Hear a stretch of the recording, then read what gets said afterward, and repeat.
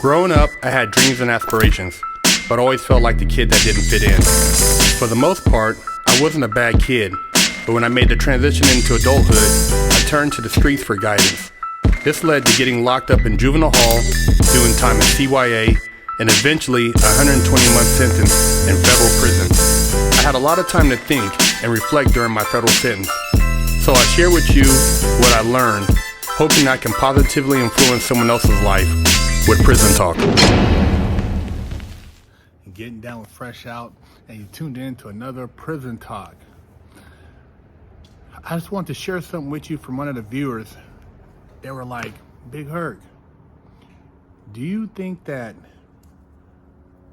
the music and just a portrayal of the black community is by design to destroy the black community? And I had to just think about it for a minute, and I tried to recollect positive black role models that are prominently in social media. Role models that don't have victimhood mentality, role models that call out black on black violence, role models that call out broken families, role models that call out the degenerate behavior of the depiction of black women, role models that call out the positivity in the black community. And to be honest, maybe there's a handful on social media, but they don't really get the rhythm of the algorithm because they're not pushing the negative stuff. But there's not a whole lot out there, man. I mean, there is, if you listen to gospel music, there are some really good rappers out there I've stumbled across on like IG here and there, but you have to really search for them. Guys who are more about uplifting than drug dealing and killing. Because if you're talking about the drug dealing and killing and the gang banging, man, you're at the top of the algorithm. You're getting rotation all day. And that's what predominantly they've been pushing over the last 15, 20 years. You know, the rap game, when you think about, like, it was basically a battle about lyrics. You know, who had the flyest lyrics, who could talk really slick and say something that was quirky, or, you know, they had a hell of a dictation and their vocabulary was extensive. But now, if you're not snatching somebody's chain or talking about somebody that you murdered or disrespecting another black man, you don't get no props. And why is that? It's by design, man. Anybody you think of that's a role model, whether it's in the white community, the Asian community, the Mexican community, whatever community, Indian community, they're not talking about killing their own people. They're not talking about using drugs all day and disrespecting their women. They're not talking about their kids going out and being criminals. They're talking about raising their families. They're talking about educating themselves. They're talking about building a legacy. They're talking about godly values. They're talking about things that makes the community stronger. And you can't dispel that the music is such a powerful tool that is pretty much capable of casting a spell over its listeners, depending on the level of mental maturity of the listener. If you're a more mature adult, and you know, there are some older cats that are still in the bullshit, but if you're been around a while and you've matured and you can kind of distinguish frequencies and energy, you recognize, okay, the entertainment value, but then it comes to a point you don't even want to listen to it because it's like it just sounds ignorant. It has no spiritual value. It has no core subconscious value to you. It's not feeding your soul anything that's going to uplift it. So you don't really even listen to it. But if you're young and you're not very mature spiritually or mentally, it can hypnotize you, and it can have you in a state of operation where you're just going off of a vibe, and you combine that with alcohol, you combine that with drugs, and it's a recipe for failure, man. I've seen a lot of guys in jail, and it doesn't hit them till like maybe 2-3 years in, and dude, they break all the way down because they realize the spell is gone.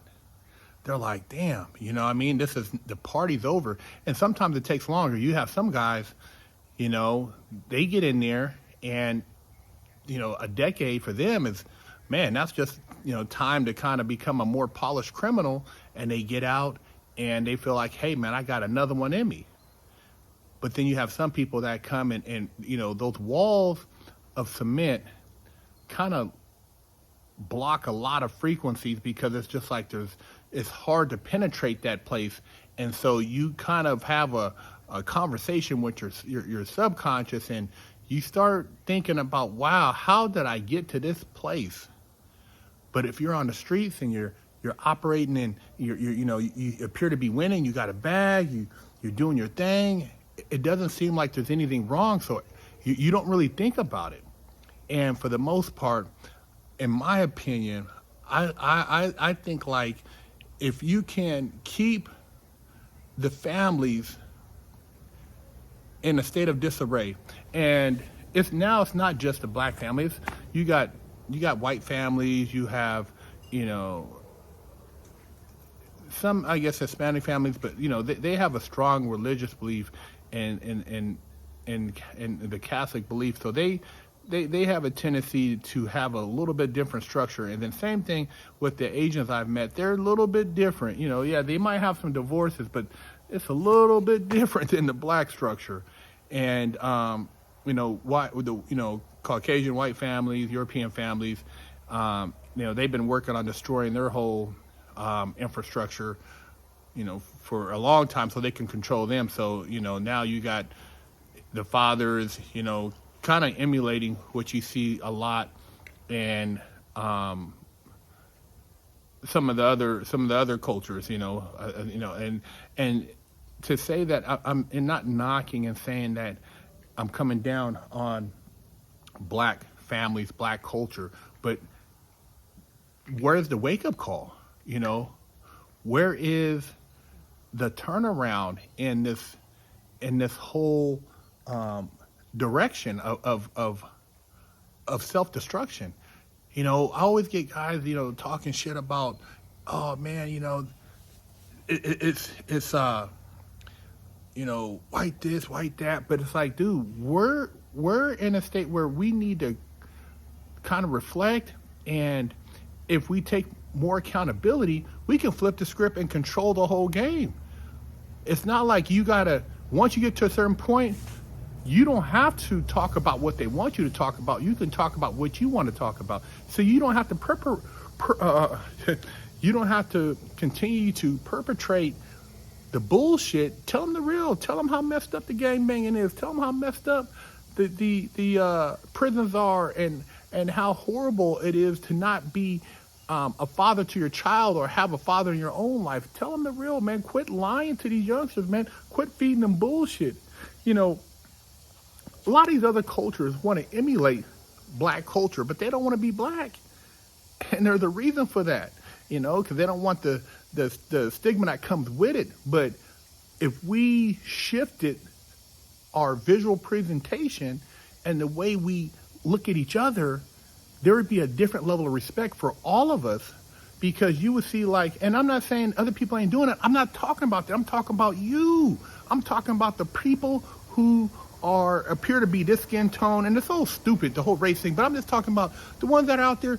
You shouldn't be doing what you see somebody else doing. Take your own accountability. Oh, he's doing it too. It doesn't matter. I'm talking about you. My mom used to say, man, it doesn't matter what they're doing. I'm talking about you. I'm talking about you. Just because they're doing it and they're running around acting like you got to do the same shit. Come on, man.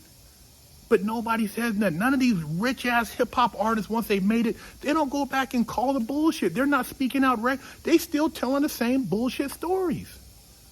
I'm going to tell you, there's nothing cool about Juvenile Hall and sitting up in there and eating shit food and having to knuckle up with fools and listening to the ignorance. There's nothing cool about the county jail. There's nothing cool about the feds. Oh, man, you made it out, man. It's all garbage, man. Time gone. You can't get back. Time gone, man. But you listen to the music, and that's one of the things when I was in there, I didn't even want to be bothered with it. I stayed out of the TV room listening to beats. I stayed away from that stuff. I was trying to figure out, how did I even get here? How did I even get here? Ask yourself, look around when you talk about some of these, situations, and you look at the communities, you look at the neighborhoods, you look at the state of the education. They got it now where they're saying math is racist because so many young black students can't pass math competency exams. So they're saying we're going to lower the math, we're going to lower the English, we're going to change up the science because it's racist. Come on, man. Black, man, we were scientists, engineers, architects, man. Come on, man. Read your history. Why are you going to let these people dumb you down, man? Wake up. Let me know what you think, man. Big Hurt.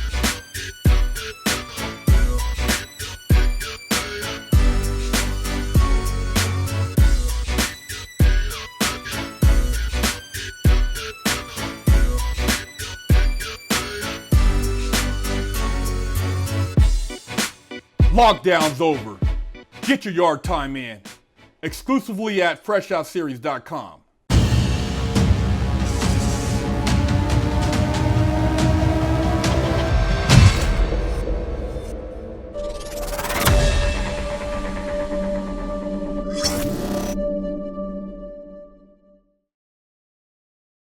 I'm Big Hurt, and I have over a decade of experience in the prison system. Yeah, I've done a lot of time, made a lot of stupid mistakes, but that's why I'm here with you today, educating you on the Mastermind program by Fresh Out. See, they don't give you a manual when you go to jail on how to survive. They don't tell you how to go take a shower, where to sit at when you go to chow, what to do when you have mail call, how to handle your commissary. See, we cover that and a multitude of other topics that are very important, because if you do the wrong thing, you can get your damn wig split. We have over 100 million views as of date on our YouTube channel, but we've put and condensed all this knowledge into this Mastermind program so that you can provide your client with a winning chance. Do yourself a favor and your client a favor and sign them up for our program so they don't have to get their wig split and they can make it out alive.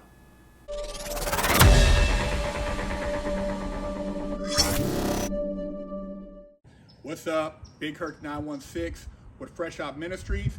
We're doing a new program where we're doing a takeover of a mom pop cafe or restaurant, and we're doing a pay it forward. So we're going to offer free meals at this particular restaurant or cafe, mom pop, for a certain amount of time, and we are asking that you make a donation to pay it forward so that we can continue doing this program for other mom pop restaurants and cafes, because we know that it's hard times out here. You have a lot of people that talk the talk, but they don't walk the walk. And so we're actually walking the walk. We've been doing it for over 11 years on social media. We've been getting shadow banned. We've been getting demonetized. So we want to give back, and this is our way of giving back to helping everybody through these trying times with this economy. You know, a lot of churches, they got $100 billions, and you don't see them out here helping the people who are in times of need, but they're still taking in the form of donations. But how's it helping the community? We want to build a community sense where we help each other, we can all overcome. You can't sit around waiting for somebody to save you. You got to save yourself. And this is the way you do it. So by us being able to do these takeovers with Fresh Out Ministries, with the mom pop restaurants and cafes, we want to build a film, talk to you guys, get your feedback on what's going on right now in society. Hopefully you guys find it in your heart to donate. This donation, which is a pay it forward, will allow us to do other mom pops around the country eventually. But right now we're going to be in Southern California and Los Angeles, Orange County. So hey, reach out to your local businesses there. And if you are out of town in another area and you would like us to come there, if you provide the necessary means, we will come there also and do the same pay it forward. But right now, hey, if you're in locally in Los Angeles, Orange County, hit us up, freshoutseries@gmail.com. You can also make a donation on our link tree on our Instagram at Fresh Out Series. We look forward to seeing you guys.